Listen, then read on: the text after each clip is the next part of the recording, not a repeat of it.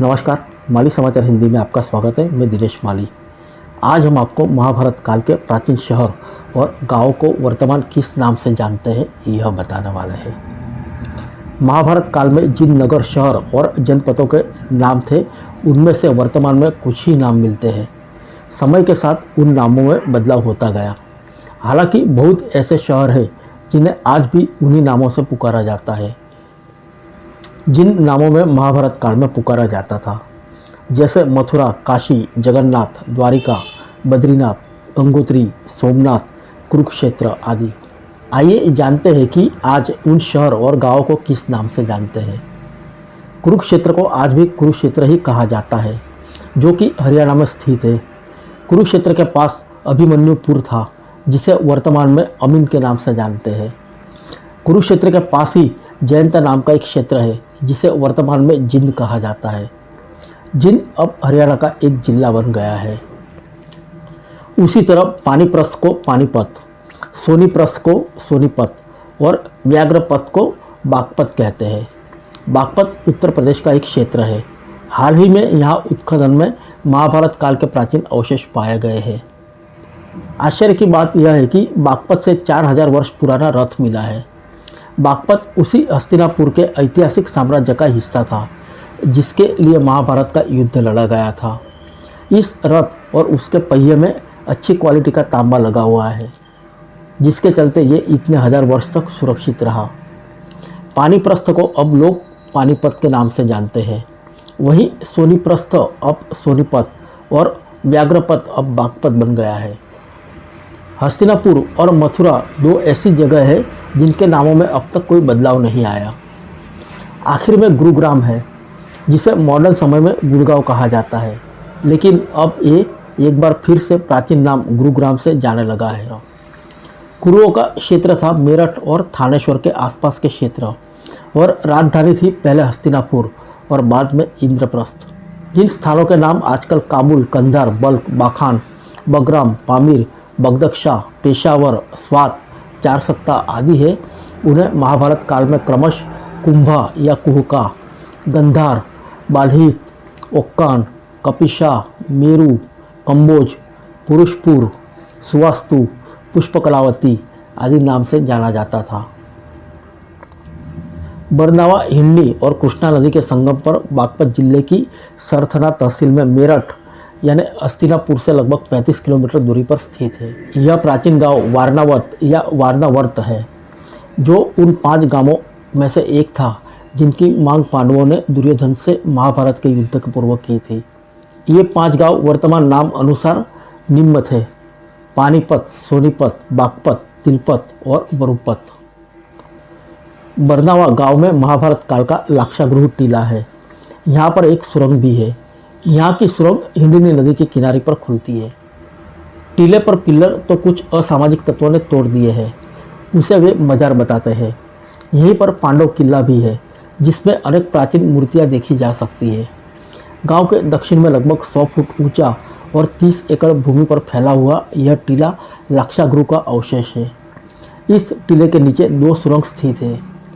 वर्तमान में टीले के आसपास की भूमि पर एक गौशाला, श्री गांधीधाम समिति, वैदिक अनुसंधान समिति तथा महानंद संस्कृत विद्यालय स्थापित है। देहरादून के लाखा मंडल में भी एक लाक्षागृह है। देहरादून से 125 किलोमीटर दूर यमुना किनारे मौजूद लाखा मंडल चक्राता से 60 किलोमीटर दूर है। 2 फुट की खुदाई करने से ही यहाँ हजारों साल पुरानी कीमती मूर्तियाँ निकली है। इसी कारण इस स्थान को आर्कियोलॉजिकल सर्वे ऑफ इंडिया की निगरानी में रखा गया है। दिल्ली को उस कालखंड में इंद्रप्रस्थ कहा जाता था और मेरठ को हस्तिनापुर। दिल्ली में पुराना किला इस बात का सबूत है। खुदाई में मिले अवशेष के आधार पर पुरातत्वविदों का एक बड़ा वर्ग यह मानता है कि पांडवों की राजधानी इसी स्थल पर थी। दिल्ली कई ऐतिहासिक घटनाओं का साक्ष्य रहा है। पुराना किला दिल्ली में यमुना नदी के पास स्थित है, जिसे पांडवों ने बनवाया था। बाद में इनका पुनरुद्धार होता रहा। महाभारत के अनुसार यह पांडव की राजधानी थी। दूसरी ओर कुरुक्षेत्र की राजधानी गंगा के किनारे हस्तिनापुर में स्थित थी। दिल्ली का लालकोट क्षेत्र राजा पृथ्वीराज चौहान की 12वीं सदी के अंतिम दौर में राजधानी थी। लालकोट के कारण ही इसे लाल हवेली या लालकोट का किला कहा जाता था। बाद में लालकोट का नाम बदलकर शाहजहानाबाद कर दिया गया है। गांधार जनपद के क्षेत्र वर्तमान में अफगानिस्तान और पाकिस्तान के कुछ हिस्से में है। गांधार की राजधानी तक्षशिला थी। वर्तमान में पाकिस्तान स्थित पश्चिमोत्तर क्षेत्र रावलपिंडी से 18 मील उत्तर की ओर और इस्लामाबाद से 30 किलोमीटर की दूरी पर स्थित है। पाकिस्तान का पश्चिम तथा अफगानिस्तान का पूर्वी क्षेत्र गांधार राज्य के अंतर्गत आता था। गांधार का अर्थ होता है सुगंध। गांधारी गांधार देश के सुबल नामक राजा की कन्या थी। आज के पाकिस्तान का पश्चिमी तथा अफगानिस्तान का पूर्वी क्षेत्र उस काल में भारत का गांधार प्रदेश था। आधुनिक कंधार इस क्षेत्र से कुछ दक्षिण में स्थित था। गांधार में कई छोटी मोटी रियासतें थीं, जैसे अभिसार, तक्षशिला आदि। पुरुषपुर यानी आज का पेशावर तथा तक्षशिला इसकी राजधानी थी। इसका अस्तित्व 600 ईसा पूर्व से 11वीं सदी तक रहा। कम्बोज भी अफगानिस्तान, पाकिस्तान और कश्मीर के कुछ क्षेत्रों को मिलाकर बना था। इसकी राजधानी राजपुर थी, जिसे वर्तमान में राजौरी कहते हैं। यह भारत कश्मीर में स्थित है। पाकिस्तान का हजारा जिला भी कम्बोज के अंतर्गत ही आता था।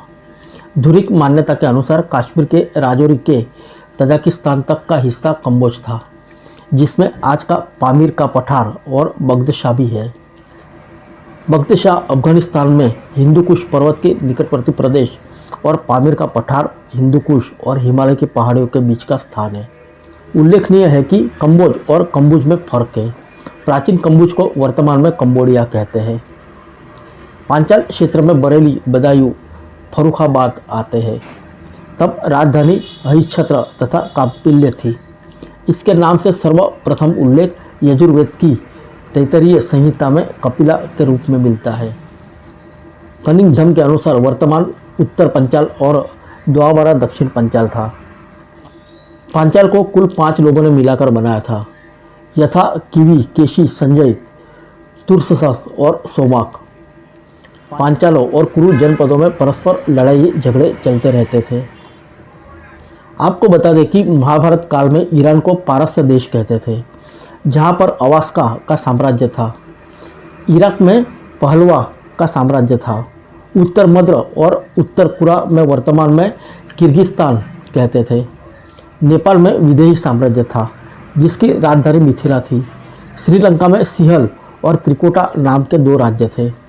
महाभारत काल के परम कम्बोज और हाड़ाहून वर्तमान में तजाकिस्तान के अंतर्गत आते हैं। तिब्बत को त्रिवष्टम कहा जाता था। ऋषिका और तुषारा नामक राज्य थे। वंगा और पुंड्र क्षेत्र को वर्तमान में बांग्लादेश कहा जाता था। म्यांमार ब्रह्मदेश था, जिसे बर्मा भी कहा जाता है। उस काल में ग्रीस को यवन कहते थे। इसे वर्तमान में यूनान भी कहते हैं। काल यवन वहीं का था। इसी तरह सीरिया, असीरिया, सऊदी अरब, चीन आदि कई देशों का वर्णन मिलता है।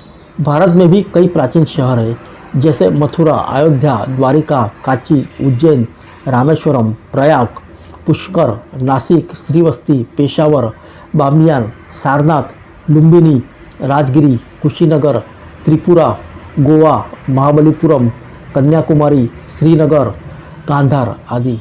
लेकिन काशी का स्थान इन सब में सबसे ऊंचा है। काशी को वाराणसी और बनारस भी कहा जाता है। फिर मिलेंगे अगले बुलेटिन में अन्य किसी खबर के साथ। तब तक के लिए इजाज़त दीजिए।